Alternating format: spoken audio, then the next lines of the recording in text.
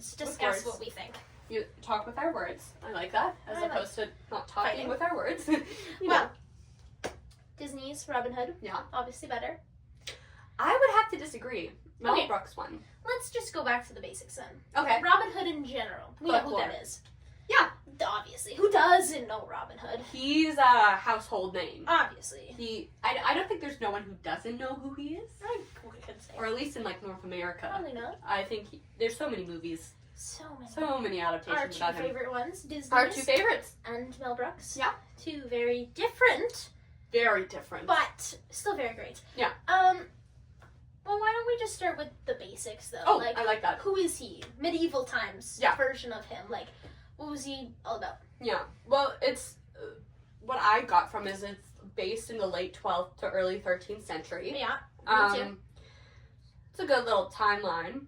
I got a quote, actually. Oh, yeah. Go for it. Based at that time century about one certain guy, David Crook. Yeah. He talks a lot about, in a book I found online, how it's very controversial, the legend of Robin Hood. Yeah. One of his quotes, to be exact, one of a number of controversial aspects of the Robin Hood legend is the period of its origins. He then goes on to talk about how it could have happened in the 1330s, Yeah. or 1283, 1266, like those timelines. So Different kings. really, very different kings. Really 12th or 13th century guys. Like, Yeah. There's Edwards. Richard, Yeah. John. John. Oh, little Prince John. Yeah, but like, just the classic fairy tale Yeah. really took place, we don't know when. Yeah, Could that's have been true. very different timelines. And, the quote, steal from the rich, give to the poor. Ah, What a who classic. doesn't know that one? That is It's a lie. associated. It's a lie? It's a lie. That's like didn't happen. No, Oh not even once. Well, then why? I'm so confused. How did he even show up? That's Okay, so. no clue, but we talked about this in another book I found Mhm. online, as he robbed the rich to give to the poor. Probably the most common response of people today when asked what they know about Robin Hood. Yeah. Nowhere in surviving medieval early Tudor stories does Robin do this.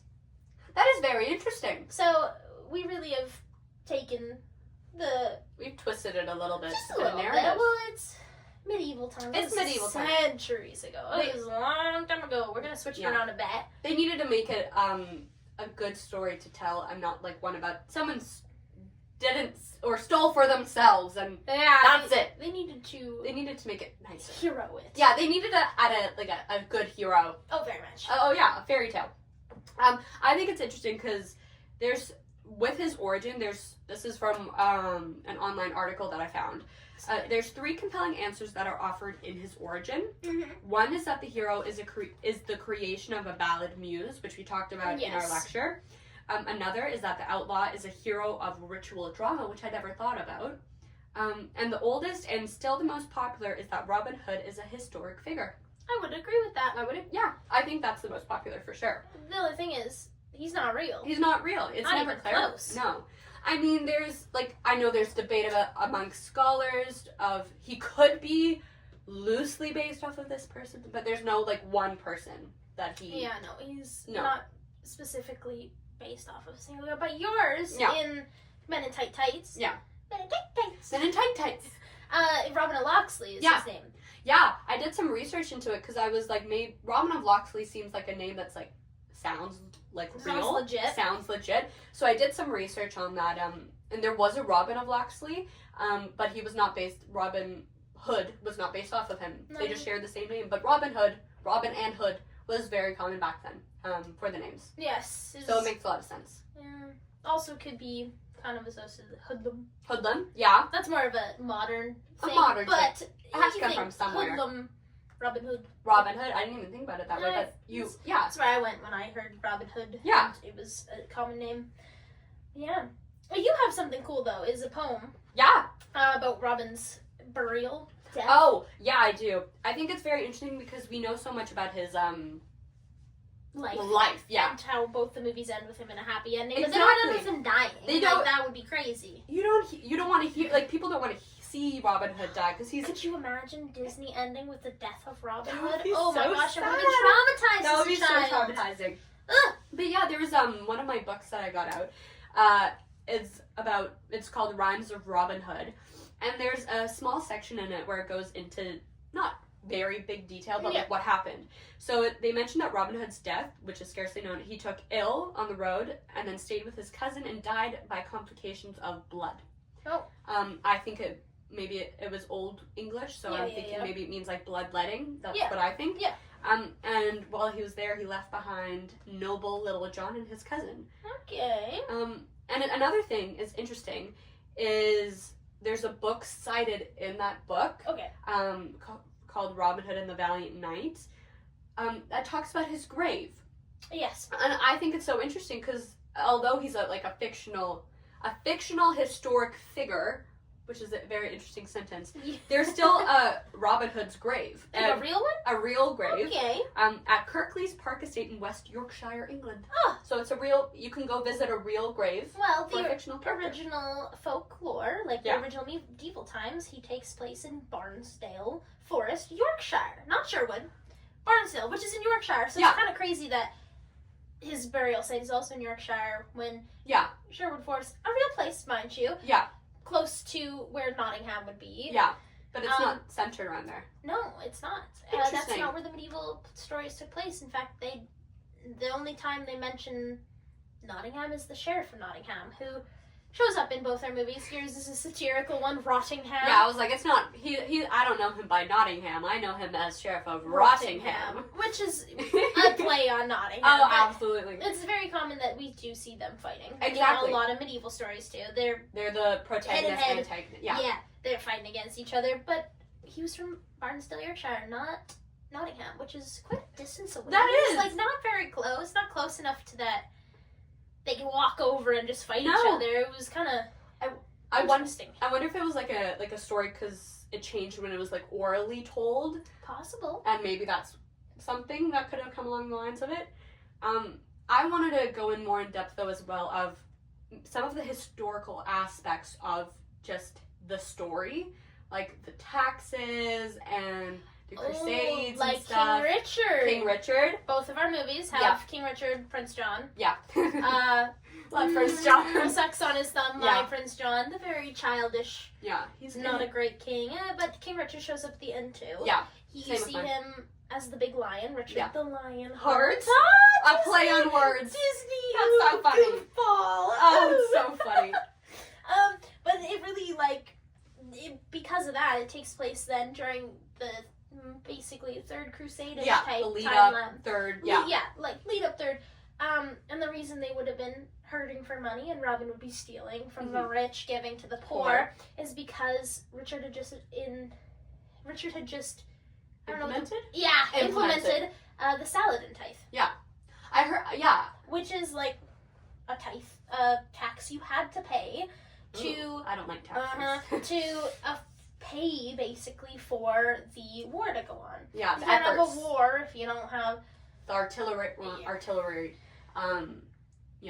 probably like horses and stuff. Yes. Yeah. So, the Saladin tithe took place. Henry II was actually the original person to put the Saladin tithe on, but King Richard followed with it. Yeah, he kept it going. But so, I'll read you just the first, one of the first rules of the Saladin tithe. We got a primary source here. Oh! Straight from the Times. Ooh! I love primary sources. Says, each person will give in charity 1/10 of his rents and movable goods for the taking of the land of Jerusalem, except for the arms, horses, and clothing of knights, and likewise for the horses, books, clothing, and vestments, and church furniture of the clergy, and except for precious stones belonging to the clergy or the laity. Whoa. So basically, you're giving a lot of crap. I don't like giving that much money. I don't like taxes personally. Yeah, I don't either. So I think I could relate to them in that aspect back then. Mm-hmm. Well, they're giving a lot of money. That's how much? Like what, £60,000 and then. Bravo. Oh, thank you. It did end up being around £60,000 that the Saladin tithe accumulated from people paying. Shame. I found that fact in this little book here. It's a good book. The Richard the Lionheart, just facts and stories and tales about him, about his life. But crazy thing is, $60,000. Yeah. That's how much they accumulated that was not enough for them. They needed more. But do you know how much? Yeah, it'd be crazy, right? Not enough. Not enough. But do you want to know how much £60,000 back then would be now? I don't know if I want to know. In 2017, that's the closest accuracy I could get. Was 2017, 36,701,478 pounds. The number just kept on going. It's a lot. It's a lot. That's a lot of money. And especially they're taxing people who like can't afford. That's like that's like charging us $20 per thing to tax. Like, oh my gosh, that'd be way more than way that. more. There was not like, ugh. That's terrible. That's every person in England was charged. That just made all of my like. And that's hairs in my body like money. That's a lot of money. And so they taxed all that. They got all of that, and the craziest part is, yeah, it's highly debated whether Robin Hood lived in this time. Really? So yeah. And see, I think that's interesting. Fun fact though, found from another book of mine, this one Mhm. here, also about King Richard. Oops, sorry, the hiccups now. Of course. About I get them a lot.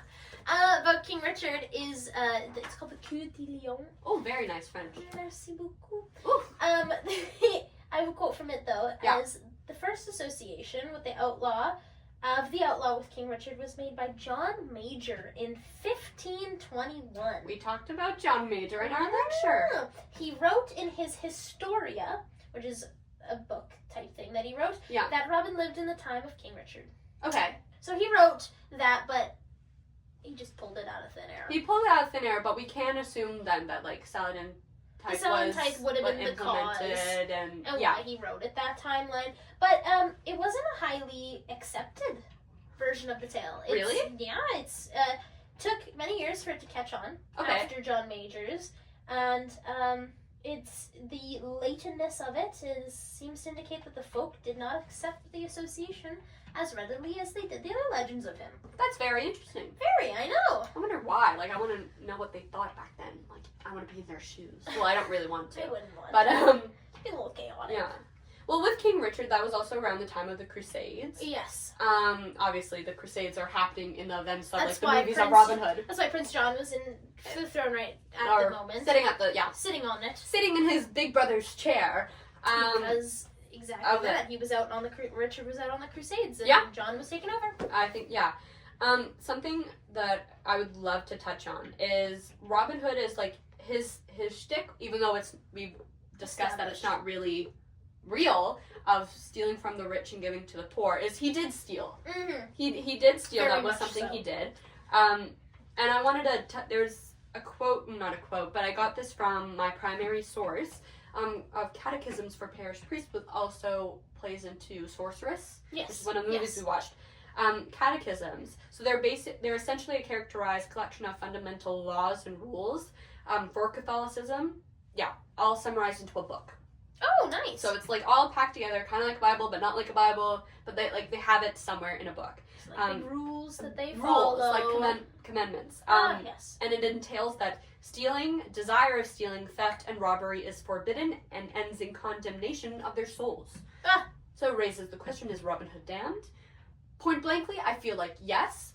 If you look at it as a black and white thing, but especially in the movies, 10 Commandments: Thou shalt not steal. Yeah, I think especially though in the movies, his reasons weren't malicious. No, They especially had in Disney's one. Yeah. He's got a very righteous he didn't. reason. Yeah. He's not stealing because he just wants the money. He He's just- yeah. stealing to give to the little mouse who Yeah. can't afford to pay her To give rent. back to the people. So I think in that context, I'm like, I personally wouldn't condemn him because he's doing something good. But in historical records of medieval times, you could say that he's... debatable. Yeah, I agree.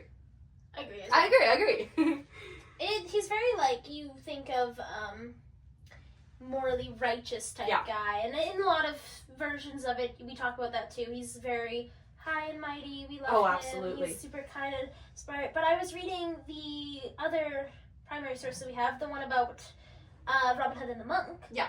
And there's just one little quote I came across that I was like, well, Mhm. maybe other versions of him have him not as kind Yeah. and not as caring as in Yeah. the Disney and things. It was this one here. when you think of Little John, you Yeah. think of best friend. He loves him. Ride they or would do die. they would Us. do everything. Yeah. They would do everything for each other and anything. But this really shook me because I was like, Mhm. okay, maybe his character is not As noble. as noble as, especially in the older tales. Yeah. Also, this primary source is one of the very few that actually comes from late That time. medieval ages. Yeah. So I was reading it, and it was this quote right here. I'm reading the modern version as well. That's a little fair. easier. I'll give it to you. Thank you. With that, Robin Hood called Little John a liar and smote him with his hand. That's aggressive. Yeah.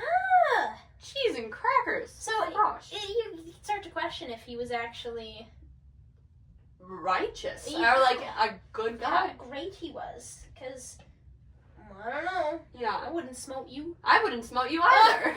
I mean, again, it's like, I guess the time, maybe it could have been something that did happen. Yeah, I guess. But still, yeah, his character. You don't think about Robin Hood smithing? Smithing? Smoting. I don't know. Smoting his best friend, you know, No. Little John. Like in this book, I know it mentions, not like it's pretty long, but this is one of the books I got out of the library for a research exercise, but it talks about and touch bases on a story of him rescuing 3 men from being hanged who were wrongfully accused. So I think it's interesting because it's really about biased opinions where the sheriff's in this one and he's being like, I'll give you this and blank and X and Y to release these men. So I don't know, to me that's like, oh wow, he's such a good person, but in this it's like he's contradicting each other. It's contradicting, which is interesting because there's such not bias, but there's different opinions on Robin Hood depending where you're from, what stories were your what you had access to for the Tales of Robin Hood. Oh yeah. So I find that very interesting. Mm-hmm. Yeah. Oh, the movies too. Oh, absolutely. Very different movies. Very different movies. Extremely different movies. Mine from 1972 or 373. Yeah, roughly the 70s. The 70s, 1970s. So when did yours come out? I'm pretty sure it was 1992. So a little bit after. Yeah. But very, very far away from medieval. Yeah. 13th, 12th century. Oh, absolutely. Like, whoa, big time difference. But they're both they characterize him as a good man. Yeah. Right? Like, those movies characterize him as good. They really target their audience. Yes. But yeah, he's not depicted as a mean, malicious guy. He is depicted as a righteous, humble. Well, mine, he's kind of humble. Mine's more yeah, he's the more humble. humble Disney version. But yeah, he's point blankly a good guy. And Yeah. He's the protagonist. And the sheriff of Rottingham, antagonist. Yes, very much. Yeah. I wanted to go into some of the characters because there's some characters mentioned in the movies that aren't mentioned in like medieval sources. But there's some in the medieval sources that aren't, mentioned in the movies. Yes. I know in Mel Brooks' Men in Tights, like we have Will Scarlet, Which or Will Scarlet, the who's play based on off of him. Will He's very- Scarlet. Yeah, Little John and Robin Hood. Those Obviously, are Little John Robin in the Disney as well. yeah. Will Scarlet. No, not in Disney. Interesting. I mean, it's very interesting. I But wanna she know is a why. very popular character in a lot of the medieval folklore too. He is. He comes up quite a lot. Does come up quite a lot. Yeah. In quite a few things. You see him quite often in many medieval stories. Yeah. There's also other characters I can't recall off the top of my head, that aren't as mentioned as like. It's primarily Little John and Robin Hood. Yes. More Robin Hood than anyone else. And then Will Scarlet and that text comes up every once in a while. And then every other once in a while there's more merry men.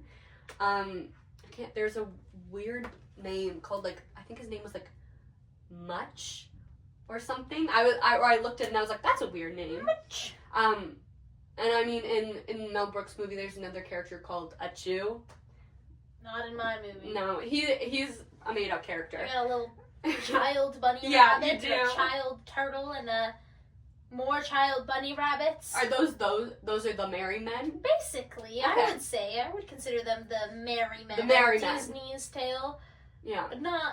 There's not really any other merry men besides Little John in Disney's, except for the small children.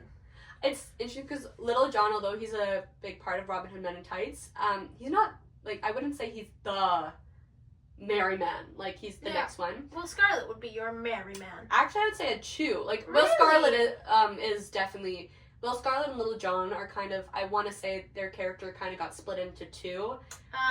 And then a Chew, and then the whole shtick about him is, like, you say, bless you, and it's like, no, his name is a Chew.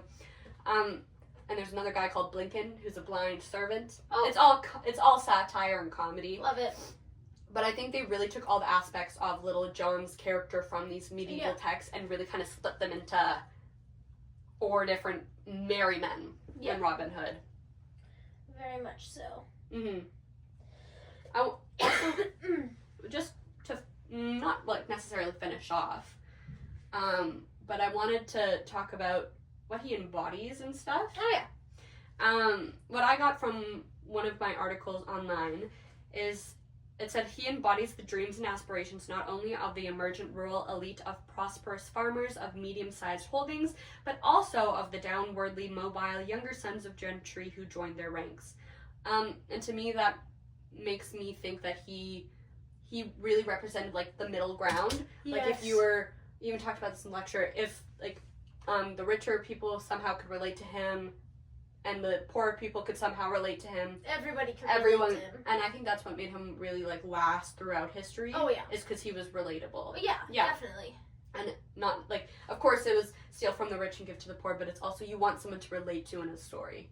So when you hear these like stories being told, you're like, I could see myself in those shoes. I could see myself being this hero because he's so relatable. Yes, Yeah. definitely. And also the fact that he gets his happy ending, and everybody wants their happy ending. Everyone wants their Most happy of the stories have happy endings, whether it be satirical chastity belt happy ending for yours. Well, yes. Or just the run into the woods one. Yeah, the chastity belt. I think that really plays off of the audience that it was intended for. Adults. It was my first interaction with just the story of Robin Hood, which is crazy. That's the way my parents roll.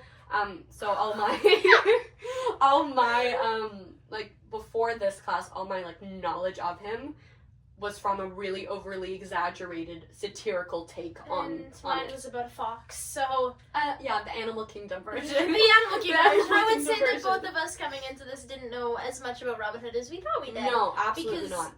I thought he was a real person. I also thought he was a real person. Definitely I thought he not had a real stuff with person. him. No. Mm-mm. I would have thought Sherwood was a real place. I would have I'm as gonna well. say. Well, it is a real place. But It's not that like place. but not the place that the medieval texts cite him of being. You know, I think it's very interesting. Just he, no matter what adaptations that are made about him, he's always going to be throughout history. I think he's always going to stay. Yeah.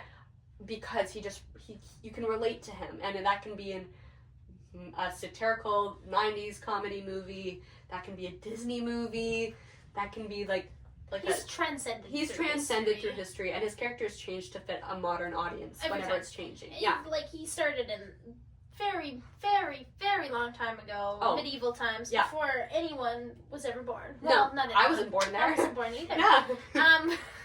Sure, and there were somebody was born, not back us. then. Yeah. But before, like, way before our time. Yeah. And he's still a thing. He's still a thing. Way around. He's still making movies. Well, he's not. People are still making movies about him. Yeah. And I don't know, it's just crazy to think, because even though we still see him, we just changed our viewpoints a little bit. Like Disney, Disney-ified him and put out the 1960s stereotypical family household name. Values and righteousness and thou shall not steal. Basically. Stuff. Which he does steal. But apart from that, him a good man. I think that Disney really changed the narrative of him and how like people perceived him. Oh, yeah, definitely. Because, again, I wasn't around before, like, in the 1900s, but before then, I don't know if it was known that he was, like, if he was a good guy, or if he was still, like, seen more as he robbed and he was bad, and then Disney made him, like, oh, no, but he's good. He's got a heart. He's got a heart. We care about him. They care about him. So it's interesting. I like all the different takes. Yeah. And especially looking at history from such a modern lens and viewpoint, Oh yeah. I think it's interesting to see how he's changed over history. Definitely. I would love to talk to, if he was a real person, I would love to be like, what do you think about how your life has changed? Yeah. What aspects are different? Just talk to and Mel Brooks. I'll talk to Mel Brooks. He's pretty funny. He's probably the only one from those movies. Well, not your Yeah. movies, they're probably still alive. My Yeah. movie, I don't think they're doing so we're great pushing there. it. Yeah. But yeah, I mean, it's pretty cool. Yeah. Can we both agree our both our movies are great? I think we could. Let's put it there. I think that's very good. Very good. Very good, sir. sir. Very good. Ugh.